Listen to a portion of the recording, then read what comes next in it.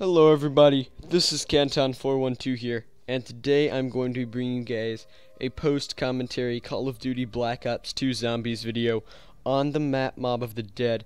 Now, this has always been one of my favorite maps, but I unfortunately didn't get to play it that much when it originally came out, because this map was released at about the same time that I ended up buying a Wii U, meaning that I was kind of playing the Wii U more than I was playing Call of Duty Zombies, and as a result I didn't really get to play much of this map. But I decided to come back to it and go for a high round attempt, so here I am on round 42. Now, the strategy that I used to get here was pretty simple. Just train in the cafeteria. A very unoriginal strategy, I know. But it's extremely convenient. You have a lot of accessories at your disposal, such as the zombie shield there on the crafting machine, assuming that you built it there, which you definitely should, because it's just right there. Pick it up whenever you want. You have the acid trap. And as your weapon choice, I would definitely recommend the vitrolic withering. And as your secondary, since you can have two blundergats on this map, you can have the sweeper. You can get, like I have, the pack-a-punched ray gun, or even the pack-a-punched ray gun Mark II. But definitely a good option is to get the MP5, and you're probably wondering why, but there's just ammo right outside the cafeteria that you can pick up really whenever you feel like it. So it's extremely helpful, and because of that, it's not the best option as your secondary, but if you run out of ammo or run low on ammo, it can definitely be useful. So here, though, I'm pretty much just looping around inside the cafeteria running circles, and that's all you're really going to want to do. I was starting to run a little bit low on vitrolic withering ammo, but it's not too low, not too much of a problem just yet. But I will fast forward and show you guys my down in just a little while. But I did also want to mention that the reason I don't have the Hell's Redeemer, and I will try to get that if I go for another high round attempt on this map, because the Hell's Redeemer is an absolutely boss weapon. I think it's like a one-hit kill up until about round 90 or 100, which is absolutely insane. And so, if I go for another high round attempt on this map, I will definitely be trying to get that weapon. But I didn't get it in this video because, number one, I knew about it, but I did not know that it was a one-hit kill until like round 90. I just thought it was a slightly better version of the Hell's Retriever, that it did a little more damage, but nothing too significant. But it is definitely significant, because if you can get a one-hit kill with a gun or a weapon that has infinite ammo up until like round 100, you are good to go. Now, of course, it does have to recharge and everything, but still, it is an amazing weapon, and if you are going for around 50 plus or so on this map, then it's definitely recommended, and I probably should have gotten it. But anyways, here I went ahead and skipped forward to round 43. I ended up running out of blundergat ammo, so I had to resort to the acid traps here.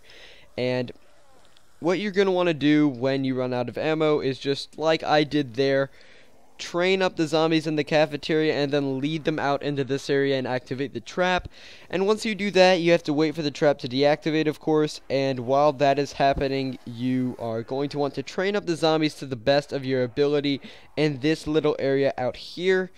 But it is kind of difficult to maneuver as it is a tight space, but as you can see, I fortunately managed to survive. Just barely, but fortunately I did manage to get out of that situation. Now here, I'm just looping around trying to get the zombies gathered up so that when the trap is ready to be activated, I can simply go out and turn it on, train up, and rinse and repeat. So the trap is ready, so I head out this way and activate it. I don't really need to worry about points at this point, as I have $150,000, which means that I can really activate the trap as much as I want without worrying about how much or how many points I have. Now, as you'll see here in just a second, as this is a tight space, I end up getting cornered, my zombie shield breaks, and I am on a red screen, meaning that things are not looking too good. I end up going down, as you see right here. And once you go down, fortunately on this map you do have afterlives to use up, which is really the thing that makes this map a little bit easy in my opinion. Other than that though, like, this map has a pretty complex layout and everything, but the afterlife mechanic pretty much gives you 3 free quick revives every round, which is extremely useful. So here I ended up going down again. As you can see, these zombies here cornered me on the catwalk, or blocked me off rather, so I had to end up reviving myself again and try to get to Juggernog, zap those zombies out of the way, and honestly, I'm surprised I survived this round. As you'll see here in a second, I do manage to get to the gondola, get myself Juggernog, and make it back to the cafeteria, just barely surviving.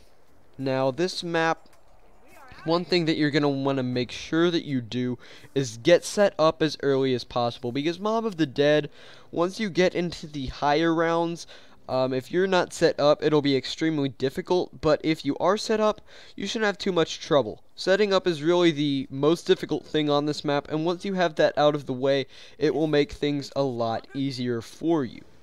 Now, I was going to go through the Citadel tunnels, but then I was like, you know what, no, I do not want to get cornered in that area, because it's extremely narrow, and just not the best place to be. And here I surprisingly managed to train up the zombies and loop back around to the gondola. I do want you guys to keep in mind that I know that I could do better than this, and sorry, just scratch the mic there.